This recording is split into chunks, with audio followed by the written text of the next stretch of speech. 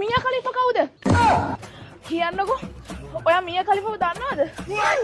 මං දන්නේ එයාව. මන් දන්නවා. එයා හොඳ නැති කෙනෙක් කියලා. දන්නවනම් විස්තර ටිකක් කියන්නකෝ මට දැනගන්න. මම මොකුත් කියන්නේ නැහැ. ප්‍රොමිස්. දන්නවා. මියා ඛලීෆා උපත 1993 ලෙබනන් සම්භවයේ සහිතයි. උස අඩි 5යි අඟල් 2යි. ශ්‍රේෂ්ඨයට පැමිණිය 2014 අයින් වුණේ 15.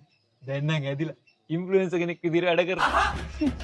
මෝ නීලවර්ණ රංගනයේන ගැඹුරටම හදාarලා. එතකොට සනී ලියෝන්න දන්නවද? දන්නවා. සනී ලියෝන් උපත 1981 කැනේඩියානු සම්භවයේ සහිතයි. උස අඩි 5යි අඟල් 4යි. දෙයියනේ. මුලින්ම ශ්‍රේෂ්ඨයට ආවේ 2000 දී 2013 දී වගේ තමයි අයින් වුණේ. දැන් නම් ඉතින් ඉන්දියාවේ නිලියෙක් විදිහට වැඩ කරනවා. ඇදිලා. ජල සංස්ථාවේ සභාපතිගේ අප්පගේ පුතෙක් මූ.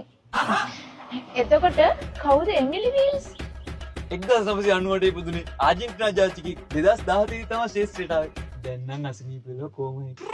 දැන් නම් හොඳටම ඇති. මම දැනගත්තා. ප්‍රැතිසිර ගෑනු වණුකට පද්දනව බලනවා කියලා. බලනවා නම්මද? අම්මගේ අප්පගේ දැන් දන්නවා. අම්මා උඩු කොල්ලට නඩු. ඔයා මේ මොකුත් හිතන්නේ නැහැ කියපු ඉන්න කිව්වේ. මං ඔය වෙන ගෑනුන්ගේ බලන්නේ හැබැයි දන්නවනේ. ඕව මේ අර යාළුවෙක් කියපු දැනුමට යමක් කියලා ලීක් එක තිබ්බේ. හරි. එතකොට තමස කරන්නේ ඒවා. රෙඩ් අර වීඩියෝ බලන්නේ නැහැ. පිස්සුද නෑ. මන් රැට වගේ ෆොටෝ එකක් බල නිදාගන්නේ. එතකොට මම මේ print කරන් ආපු Google ලිස්ට් එකේ තියෙන මගේ ෆොටෝස්ද?